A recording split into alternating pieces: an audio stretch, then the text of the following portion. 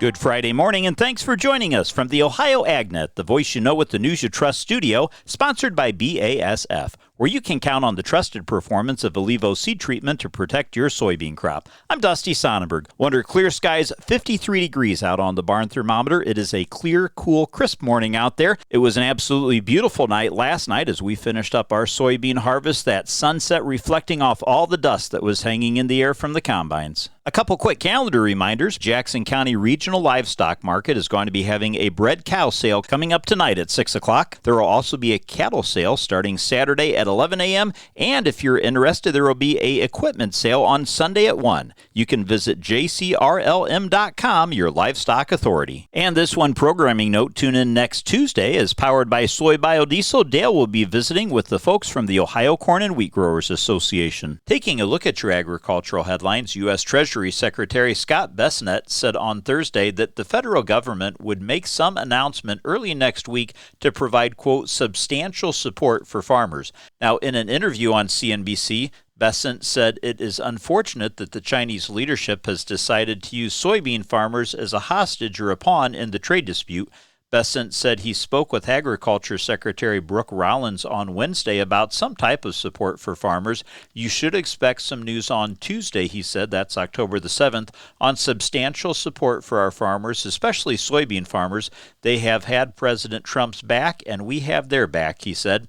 Now, it's unclear what authority the Treasury Department would have to provide aid to farmers, or if Bessent was speaking about the USDA and its funds from the Commodity Credit Corporation. Donald Trump back on Wednesday had posted on social media that, quote, soybeans will be a major topic of discussion next month when he meets with Chinese President Xi Jinping. Trump also suggested taking tariff dollars to provide support to farmers.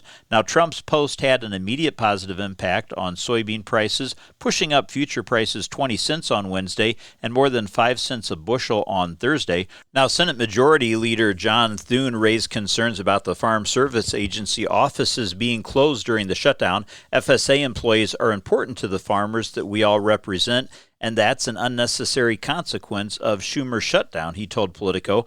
Republicans have laid a lot of the blame on the shutdown for Senate Minority Leader Chuck Schumer, who drew criticism from Democrats last spring because he supported a funding bill that kept the government open. Thune added, I hope they can find a way to keep the FSA offices open, and I certainly encourage that, but you know the quickest way to end the conversation about that is to reopen the government. Well, let's get a check now on your Friday morning weather forecast brought to us by Seed Consultants.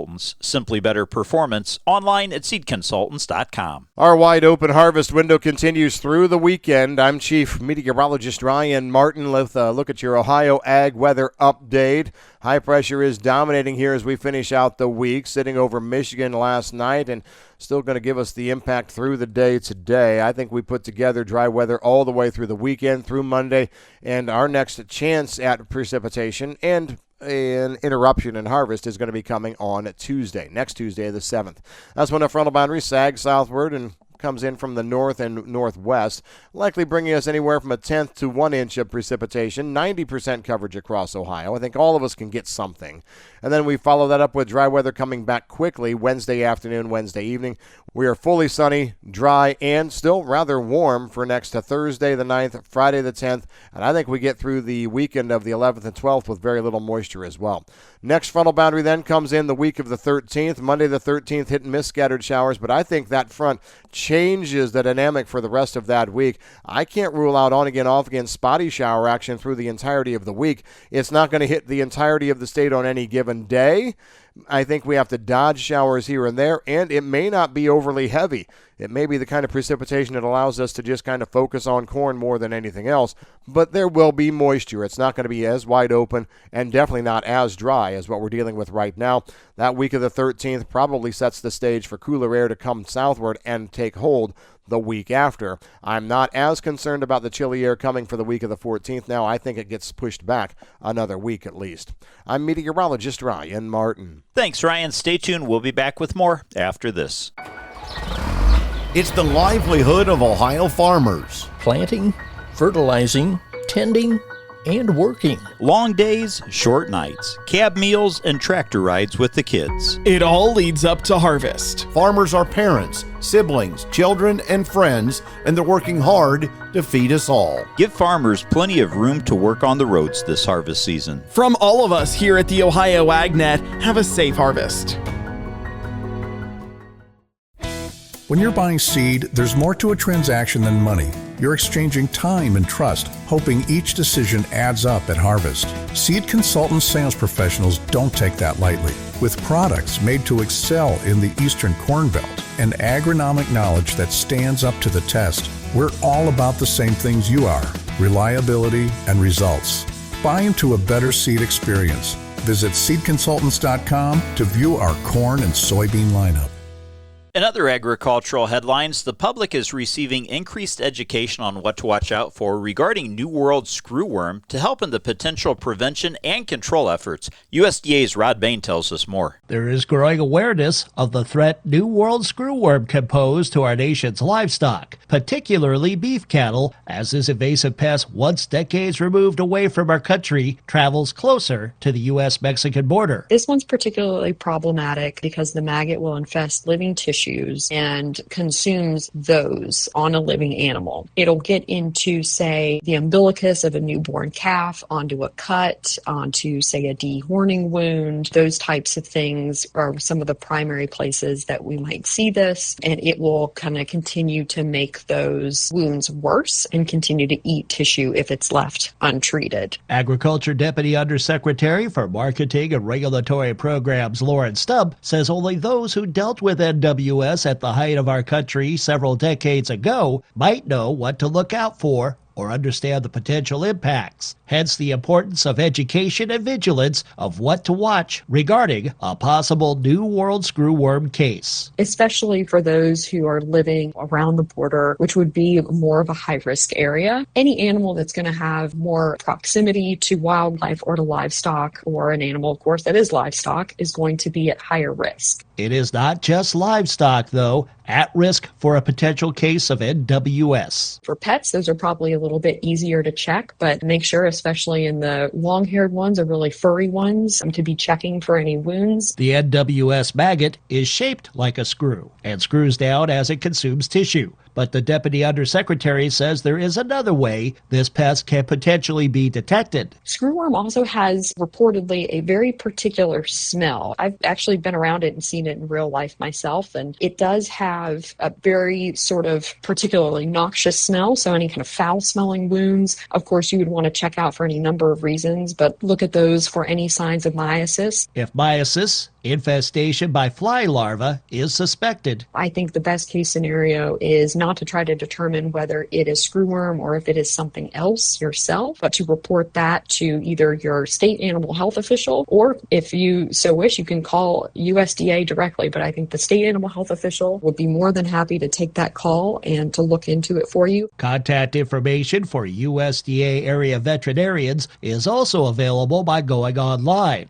to www.aphis.usda.gov. Scroll down the home page to the New World Screwworm link. The following page contains a link on how to contact an accredited veterinarian in your area. I'm Rod Bain reporting for the U.S. Department of Agriculture in Washington, D.C. Well, in other agricultural news, the USDA's September Hogs and Pigs report had some possible trends that showed up. USDA's Rod Bain and livestock analyst Michael McConnell tell us more. What were some of the main takeaways associated with USDA's latest quarterly hogs and pigs report? Livestock analyst Michael McConnell first provides the breakdown on hog and pig inventories as of September 1st. The hog herd is estimated to be 74.47 million head of hogs. That's about 1% lower than a year ago. Within that, there's about 5.93 million sows and boars in the breeding herd, which is about 2% lower than a year ago. And for market hogs, it's estimated to be 68.54 million head of hogs, which is about 1% lower than a year ago. Some of the whys behind the inventories within the September Hogs and Pigs report. The number of pigs that were born and weaned between June and August came in at 34.08 million head. That was 3% lower than a year ago. That was due to farrowings, which were 2.88 million head, 3% lower than a year ago, which is partially offset by a pigs per litter rate at 11.82, which is 1% higher than a year ago. Farrowing intentions by hog producers in the next quarter indicate. Looking forward, between September and November, hog producers intended to farrow 2.86 million sows, which is 2% lower than a year ago. And then for the period between December 2025 and February 2026, producers indicated they were planning on farrowing 2.82 million sows, which is about the same as what we did last year. So in breaking down the potential signals within the report,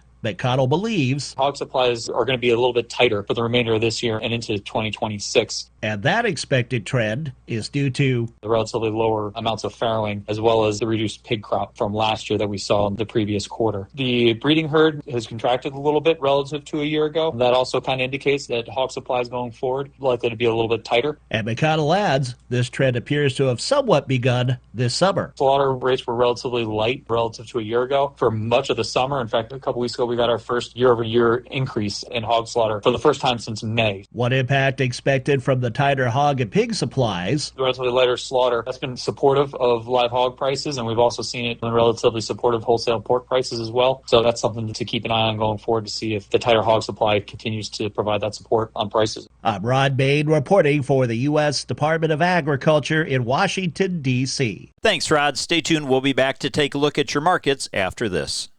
Attention construction pros. Purple Wave Auction brings quality equipment to your fingertips. Join our bi-weekly online auctions featuring dozers, excavators, loaders, and more. We provide detailed listings, photos, and seller contact info. Inspect online or in person. With our no reserve policy, every item sells to the highest bidder. Visit purplewave.com today and see why informed builders choose Purple Wave. Transparent processes, real deals, your next great purchase awaits. purplewave.com. It's time now for today's market analysis, brought to you by the Louis Dreyfus Company. Excited to be building the newest state-of-the-art soybean crush facility in Upper Sandusky, Ohio. Call 574-566-2113 for information on soybean marketing to LDC. Grain markets higher again on Thursday. We're on track to maybe have an okay week if we can not completely fall apart for your Friday.